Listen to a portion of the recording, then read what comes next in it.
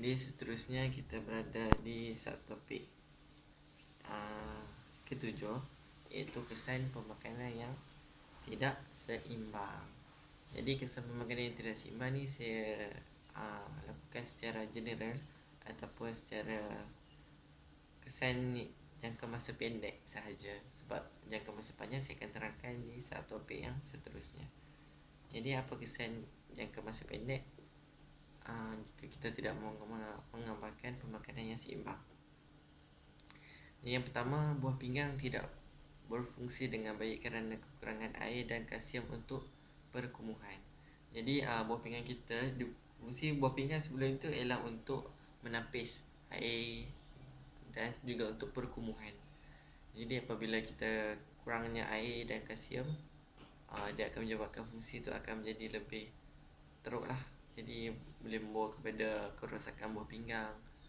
Itulah sebabnya ramai yang daripada kita contohnya mengalami penyakit. Contohnya penyakit buah pinggang ialah kerosakan buah pinggang, di mana dia seorang pesakit itu perlu menggunakan mesin dialisis bagi menapis darahnya sendiri.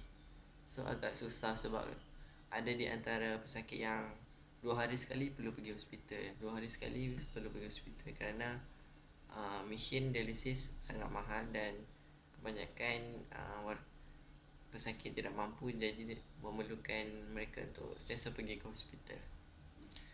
Yang kedua, gangguan pada denyutan jantung.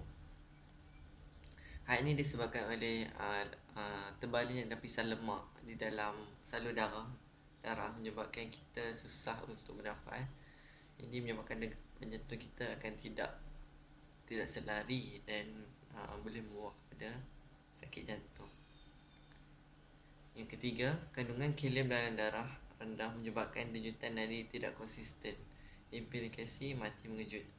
Jadi ini sangat bahaya ya, sebab kandungan kalium ni dia lebih kepada untuk mengawal denyutan jantung. Jadi apabila degupan jantung ataupun nadi kita ini tidak konsisten, itu petanda kalium kita sangat rendah.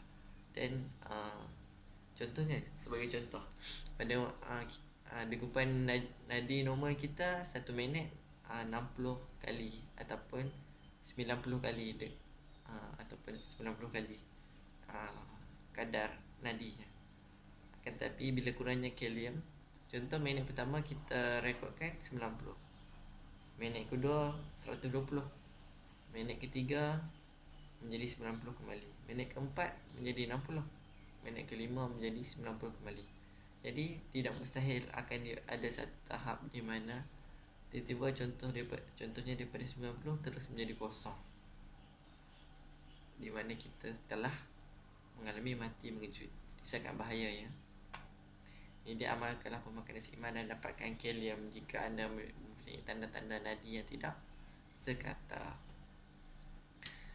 Seterusnya, kurangnya zat makanan. Ini seperti vitamin, seperti yang telah saya bincangkan di chapter vitamin ataupun mineral. Jadi bila kurangnya zat makanan menyebabkan kulit kita menjadi kering, rambut kita akan mudah gugur, kita akan kelihatan tidak memaya dan mudah penat. Kemudian elektrolit badan tidak seimbang. Ini lebih kepada bahagian untuk pergerakan darah.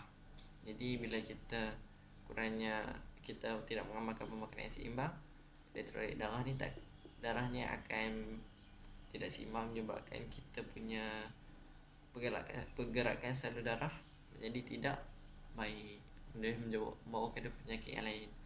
Kemudian ialah mengalami masalah psikologi, rendah diri dan suka sendiri. Ini lebih kepada contohnya anda mengalami obesiti, jadi anda akan mengalami masalah rendah diri, suka menyendiri, tidak yakin dengan diri anda sendiri. Itu antara contohnya. Dan kemudian mempercepat proses osteoporosis. Jadi osteoporosis itu apa? Osteoporosis itu adalah penyakit yang juga disebut sebagai penyakit tulang reput. Jadi bila kita tulang reput, dia disebabkan oleh kurangnya kalsium. Jadi sangat bahaya, sebab kita boleh menyebabkan kaki kita, contoh kita jatuh biasa je, tiba-tiba kaki kita patah. Itu ada kemungkinan kita mengalami osteoporosis. Sebenarnya osteoporosis ni dialami oleh warga emas ataupun orang yang lebih tua, kerana mereka kurang mendapatkan kalsium dan juga menjaga pemakanan, menyebabkan mereka kalau accident sikit-sikit pun sudah patah bahagian tangan, kaki, sangat mudah sebab mereka mengalami osteoporosis. Dan kemudian hagisan lapisan epitelium pada kerongkong. Jadi lapisan epitelium pada kerongkong ialah lapisan di sini, di dalam ni. Jadi bila kita tidak mengamalkan pemakanan seimbang, kurangnya vitamin, lapisan epitelium ni menjadi lebih nipis. Dan apabila menjadi nipis, sangat susah untuk makanan masuk di kawasan ni. Dia menjadi sangat licin dan juga tidak baik lah. Dia menyebabkan makanan tu perut perlu bekerja keras, kerana makanan tu turun tanpa ada penapis yang baik di bahagian epitelium. Jadi itu saja di bahagian yang kesan secara cepat ataupun kesan jangka masa pendek. Sekian saja daripada saya. Terima kasih.